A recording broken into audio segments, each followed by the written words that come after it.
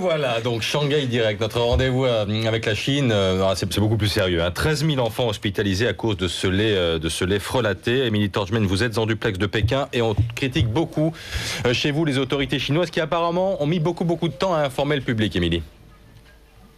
Voilà, c'est ça. Et l'Organisation mondiale de la santé demande des comptes à Pékin. Elle l'accuse en fait d'avoir étouffé l'affaire. La Chine a prévenu l'OMS le 11 septembre et ici il y avait déjà plus de 6200 bébés empoisonnés.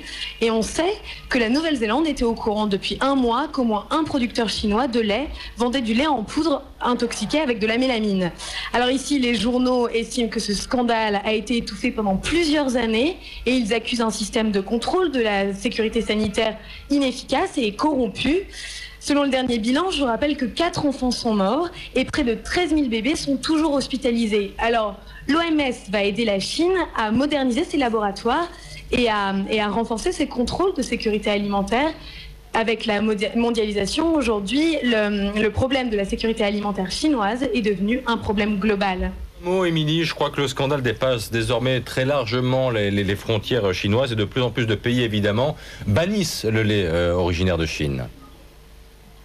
Oui, Christophe, c'est exactement ce qui se passe. On a retrouvé une première victime hors de la Chine continentale, à Hong Kong. C'est une petite fille. Et de plus en plus de pays asiatiques ou africains stoppent l'importation et la vente des laitages chinois sur leur territoire. Alors, Taïwan a déclaré ce matin qu'elle interdisait tous les laitages, quelle que soit leur marque. Ce scandale sanitaire est finalement le dernier d'une longue liste ici en Chine.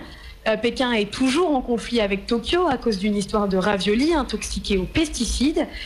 L'affaire est grave. C'est la réputation internationale du Made in China qui est en cause et l'économie chinoise repose énormément sur les exportations.